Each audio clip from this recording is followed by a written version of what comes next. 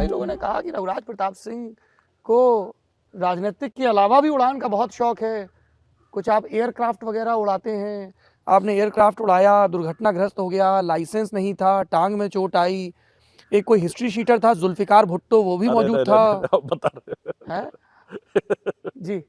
चलिए शुरुआत करते हैं। देखिए, फ्लाइंग का शौक हमारे परिवार में बहुत आपके पहले से पिताजी भी उड़ाते थे? हमारे परिवार में बहुत पहले से है, प्री इंडिपेंडेंस से। अच्छा। आज़ादी के पहले हिंद फ्लाइंग क्लब और अवध फ्लाइंग क्लब ये हमारे ग्रैंडफादर ने स्थापित किया। ये वही स्थान है जहाँ पे अब अमौसी इंटरनेशनल एयरपोर्ट है। अच्छा। और उस समय के एक रोचक, अभी कहीं मिल जाएगा तो हम एक पर्चा भी दिखाएंगे, क्योंकि संवाद के साधन नहीं थे उस समय, सड़कें नहीं थी, तो देश आज़ाद हो रहा था 15 अगस्त को जी।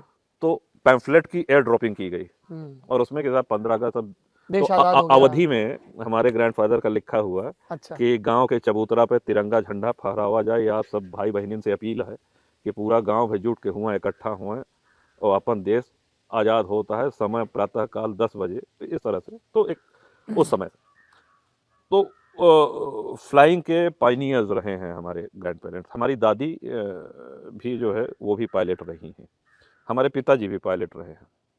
उड़ने का शौक हमको भी है, फ्लाइंग का शौक है, लेकिन उतनी आपाधापी में उतना नहीं सीख पाए। हाँ, और जिस एक्सीडेंट की आप बात कर रहे हैं वो पायलट थे, वो जुल्फ़िकार हमारे इंटर कॉलेज के मित्र हैं, वो कोई हिस्ट्री शीटर अपराधी नहीं है। अच्छा। हाँ, कोई मुकदमा नहीं उन पे? अरे होगा, एक आध मुकदमा से होने से कोई अपराधी थोड़ी हो जाता है।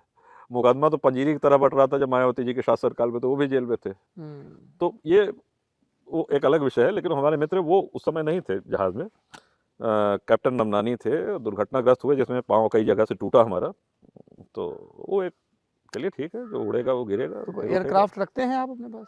जी, सेस्ना 206 हमारे पिताजी के पास था, लेकिन वो अभी दुर्घटनाग्रस्त होने के कारण वो भी दुर्घटनाग्रस्त हो गया। तो आप उड़ाते हैं कि नहीं? हम उड़ा लेते हैं। तो उड़ा लेते हैं तो सीखा ही होगा, उड़ाया होगा तभी ये दावा कर रहे हैं। बिल्कुल।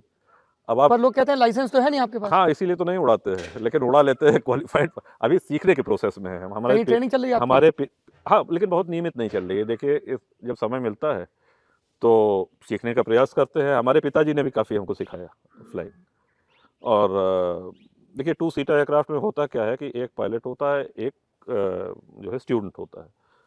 तो स्टूडेंट को जब तक लाइसेंस न मिल जाए तब तक वो बिना एक क्वालिफाइड पायलट के वो फ्लाई नहीं कर सकता है, टेक ऑफ नहीं कर सकता है। ये नियम होता है। तो सोलो उसको तब मिलता है जब वो पूरी तरह से क्वालिफाई हो जाए। तो आप बिठा लेते हैं एक पायलट को साथ में? जी। संजय गांधी भी बिठा लेते थे साथ में। 23 जून 1980 को वो एक्सीडेंट हुआ, सुभाष सक्सेना पायलट थे उनके साथ।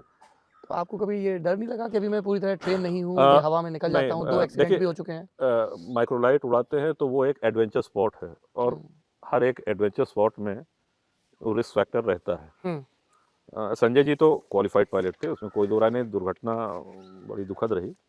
और एक और बड़ा अनोखा रिकॉर्ड है, हमारे ग्रैंडफादर का भी एयर क्रैश हुआ, वो सर्वाइव कर गए। हमारे पिता का भी एयर क्रैश हुआ, वो सर्वाइव कर गए। और हमारा भी एयर क्रैश हुआ, आज जीवित आपके सामने बैठे हुए हैं। तो ये हमारे ख्याल से विश्व में ये पहला उदाहरण होगा कि 3 पीढ़ी तक लगातार एयर क्रैश हुआ और बच गए तीनों। तो ये भी लेकिन अपने आपके ईश्वर पिता और की दादा पे एयरक्राफ्ट एक्ट और सिविल एविएशन एक्ट के उल्लंघन के मुकदमे नहीं लगे, आप पे लगे 2009 में। निस्तारण भी तो हुआ ना। देखिए, अब जी, सरकार किसकी थी? मायावती जी की।